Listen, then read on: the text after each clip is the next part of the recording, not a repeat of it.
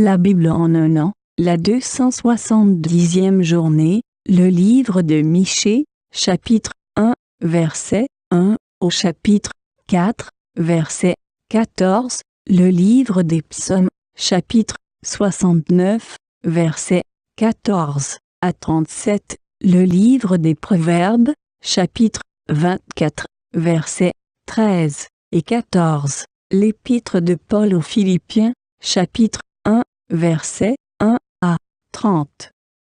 Le livre de Michée, chapitre 1.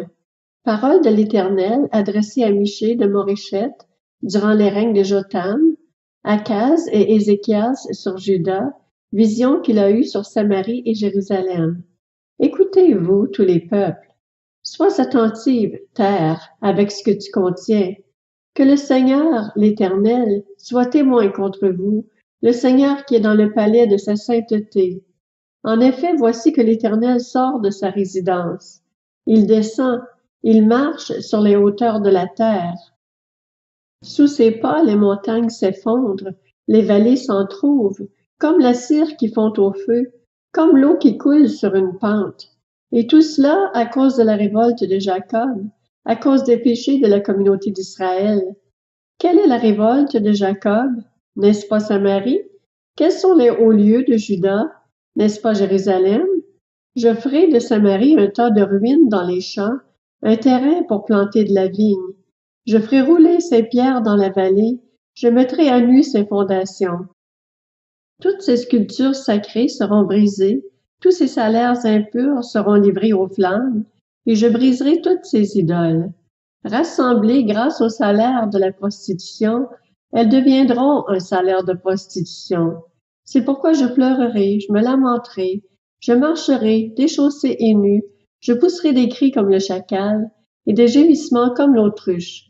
En effet, sa plaie est douloureuse, elle s'étend même à Juda, elle pénètre jusqu'à la porte de mon peuple, jusqu'à Jérusalem.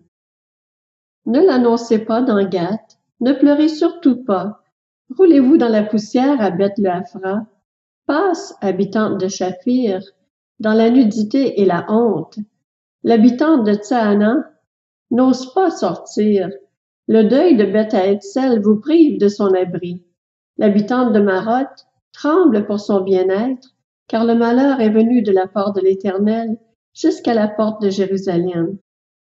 A-t-elle les coursiers à ton char, habitante de Lachis? Sois été pour la fille de Sion une première cause de péché, car en toi on a trouvé les transgressions d'Israël. C'est pourquoi tu renonceras à Morécheth-Gath. Les maisons d'Axib seront une source trompeuse pour les rois d'Israël. Je t'amènerai un nouveau maître, habitante de Marécha. La gloire d'Israël s'en ira jusqu'à Adulam. Rase-toi, coupe ta chevelure à cause de tes enfants chéris. Rends-toi chauve, comme le vautour, car ils s'en vont en exil loin de toi. Le livre de Michée, chapitre 2. Malheur à ceux qui projettent l'injustice et qui forgent le mal dans leur lit. Au point du jour, ils le réalisent, quand ils ont le pouvoir en main. Ils convoitent des champs, et ils s'en emparent, des maisons, et ils les prennent. Ils traitent avec violence le maître et sa maison, l'homme et son héritage. C'est pourquoi voici ce que dit l'Éternel. Je prépare contre ce peuple un malheur dont vous ne dégagerez pas votre cou, et vous ne marcherez pas la tête haute, car ces temps seront mauvais. Ce jour-là, on fera de vous le sujet d'un proverbe, on chantera une complainte, on dira « Nous sommes entièrement dévastés. Il donne à d'autres la part de mon peuple. Comment? Il me l'enlève. Il distribue nos champs à l'ennemi. C'est pourquoi tu n'auras personne pour te mesurer une part du pays dans l'assemblée de l'Éternel. Ne discourez pas, discourt-il. On ne discourra pas de telles choses. La honte n'en finit pas. Qu'est-il dit, famille de Jacob? L'Éternel serait-il impatient? Est-ce sa manière d'agir? Mes paroles ne sont-elles pas favorables à celui qui marche avec droiture? Depuis longtemps, mon peuple se dresse comme un ennemi. Vous enlevez leur tenue à ceux qui passent en toute confiance en revenant de la guerre. Vous chassez des maisons qu'elles aiment, les femmes de mon peuple. Vous enlevez pour toujours ma gloire à leurs enfants. Levez-vous, marchez, car ce n'est pas ici un lieu de repos. À cause de vos souillures, il y aura des douleurs violentes. Si un homme court après le vent et débite des mensonges, je vais te prophétiser sur le vin, sur les boissons fortes. Il sera pour ce peuple un prophète. Je te rassemblerai tout entier, Jacob. Je rassemblerai les restes d'Israël. Je les réunirai comme les brebis d'une bergerie, comme le troupeau dans son pâturage. Il y aura une foule bruyante. Celui qui fait la brèche montera devant eux. Ils feront la brèche, franchiront la porte et sortiront par là. Leur roi marchera devant eux. L'Éternel sera à leur tête. Le livre de Michée, chapitre 3. Je dis, écoutez, chef de Jacob et prince de la communauté d'Israël, n'est-ce pas à vous de connaître le droit? Vous détestez le bien et vous aimez le mal. Vous arrachez leur peau et la chair qui couvre leurs os. Ils mangent la chair de mon peuple, lui arrachent la peau et lui brisent les os. Ils le mettent en pièces, comme ce qu'on cuit dans un pot, comme de la viande dans une marmite. Alors ils crieront vers l'Éternel, mais il ne leur répondra pas. Il se cachera à eux à ce moment-là, parce qu'ils ont perverti leurs agissements. Voici ce que dit l'Éternel à propos des prophètes qui égarent mon peuple, qui annoncent la paix si leurs dents trouvent quelque chose à mordre, et qui proclament la guerre si l'on ne met rien dans leur bouche. À cause de cela, la nuit tombera sur vous et fini les visions. Ce seront les ténèbres et fini les oracles. Le soleil se couchera sur ses prophètes, le jour s'obscurcira sur eux. Les voyants seront dans la honte, les devins rougiront et se couvriront tous la barbe, car Dieu ne répondra pas. Mais moi je suis rempli de force, grâce à l'Esprit de l'Éternel. Je suis rempli de justice et de courage pour faire connaître à Jacob sa révolte et à Israël son péché. Écoutez donc ceci, chefs de la famille de Jacob et princes de la communauté d'Israël, vous qui avez en horreur la justice et qui tordez tout ce qui est droit, vous qui construisez Sion avec le sang et Jérusalem avec le crime.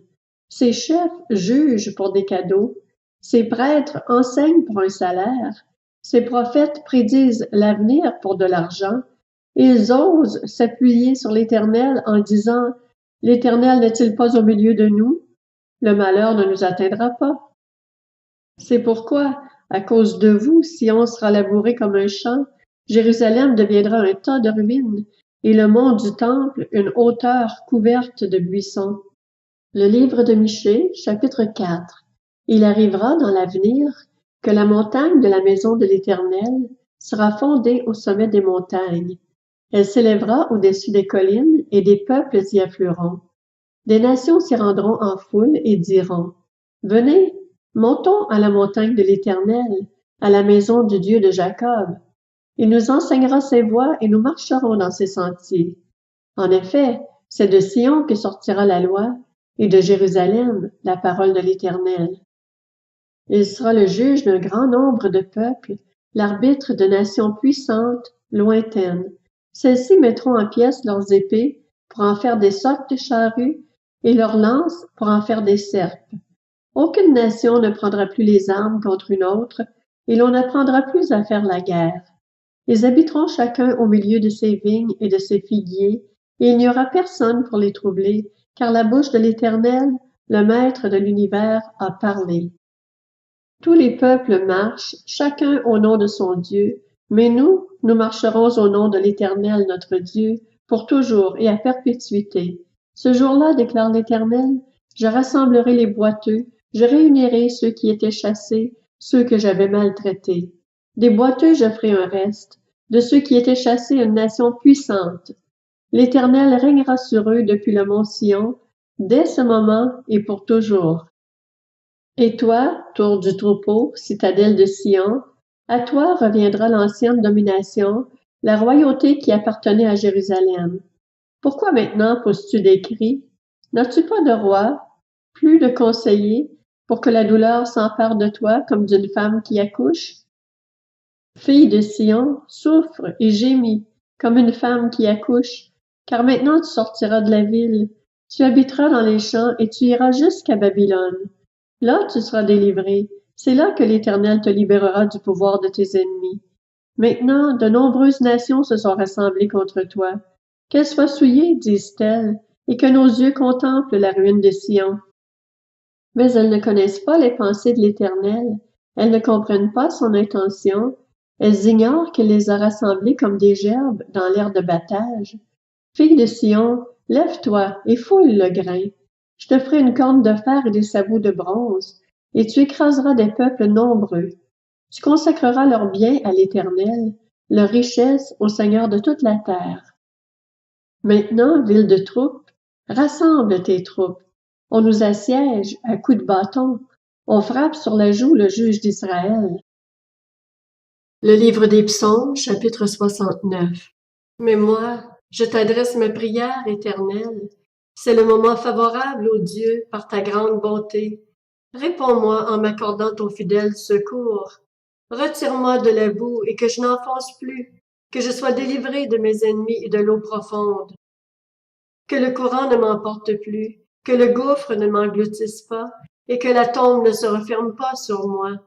Réponds-moi, Éternel, car ta bonté est immense. Dans tes grandes compassions, tourne les regards vers moi et ne cache pas ton visage à ton serviteur. Je suis dans la détresse, réponds-moi vite. Approche-toi de moi, rachète-moi, libère-moi à cause de mes ennemis. Tu sais qu'on m'insulte, qu'on me déshonore, qu'on me couvre de honte. Tous mes adversaires sont devant toi. L'insulte me brise le cœur et je suis anéanti. J'attends de la pitié, mais il n'y en a pas. Des consolateurs et je n'en trouve aucun. Ils mettent du poison dans ma nourriture, et pour apaiser ma soif, ils me donnent du vinaigre. Que leur table soit pour eux un piège, et leur prospérité une entrave. Que leurs yeux s'obscurcissent pour ne plus voir. Fais-leur constamment courber le dos. Déverse ta fureur sur eux, et que ton ardente colère les atteigne. Que leurs domaines deviennent déserts, que plus personne n'habite dans leurs tentes. En effet, ils poursuivent celui que tu frappes, ils racontent les souffrances de ceux que tu as blessés. Ajoute cette faute à leur faute et qu'ils n'aient aucune part à ta justice. Qu'ils soient effacés du livre de vie et ne soient pas inscrits avec les justes. Moi, je suis malheureux et souffrant. Ô Dieu, que ton secours me mette en sécurité. Je célébrerai le nom de Dieu par un chant. Je proclamerai ta grandeur par des louanges. Voilà ce qui est agréable à l'Éternel, plus qu'un bœuf, un taureau avec cornes et sabots. Les humbles le voient et se réjouissent. Vous qui cherchez Dieu, que votre cœur vive, car l'Éternel écoute les pauvres, et il ne méprise pas les siens quand ils sont prisonniers. Que le ciel et la terre le célèbrent, ainsi que les mers et tout ce qui y vit, car Dieu sauvera Sion, et il reconstruira les villes de Juda. On s'y établira et on les possédera. La descendance de ses serviteurs en fera son héritage, et ceux qui aiment son nom y habiteront. Le livre des Proverbes, chapitre 24. Mon fils, mange du miel car il est bon. Un rayon de miel sera doux à ton palais. De même, connais la sagesse pour le bien de ton âme. Si tu la trouves, il y a un avenir et ton espérance ne pourra pas être brisée. L'Épître aux Philippiens, chapitre 1. De la part de Paul et Timothée, serviteurs de Jésus-Christ, à tous les saints en Jésus-Christ qui sont à Philippe, aux responsables et aux diacres. Que la grâce et la paix vous soient données de la part de Dieu notre Père et du Seigneur Jésus-Christ. Je dis à mon Dieu ma reconnaissance de tout le souvenir que j'ai de vous. Dans toutes mes prières pour vous tous, je ne cesse d'exprimer ma joie à cause de la part que vous prenez à l'Évangile depuis le premier jour jusqu'à maintenant. Je suis persuadé que celui qui a commencé en vous cette bonne œuvre la poursuivra jusqu'à son terme, jusqu'au jour de Jésus-Christ. Il est juste que je pense cela de vous tous parce que je vous porte dans mon cœur.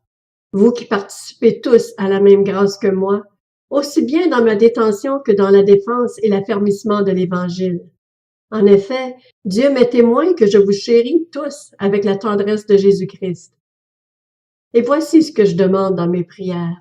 C'est que votre amour augmente de plus en plus en connaissance et en pleine intelligence pour que vous puissiez discerner ce qui est essentiel.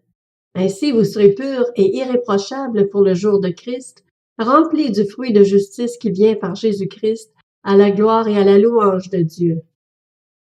Je désire que vous le sachiez, frères et sœurs. Ce qui m'est arrivé a plutôt contribué au progrès de l'Évangile. En effet, dans tout le prétoire et partout ailleurs, personne n'ignore que c'est pour Christ que je suis en prison. Et la plupart des frères et sœurs, encouragés dans le Seigneur par mes chaînes, ont plus d'assurance pour annoncer sans crainte la parole. Certains, il est vrai, proclament Christ par jalousie, avec un esprit de rivalité, mais d'autres le proclament avec de bonnes intentions. Les uns agissent par amour, sachant que je suis là pour la défense de l'Évangile. Les autres, animés d'un esprit de rivalité, annoncent Christ avec des intentions qui ne sont pas pures et avec la pensée d'augmenter les souffrances de ma détention. Qu'importe. De toute manière, que ce soit pour de mauvaises raisons, que ce soit sincèrement, Christ est annoncé. Je m'en réjouis et je m'en réjouirai encore, car je sais que cela aboutira à mon salut, grâce à vos prières et à l'assistance de l'Esprit de Jésus-Christ. Conformément à ma ferme attente et à mon espérance, je n'aurai honte de rien.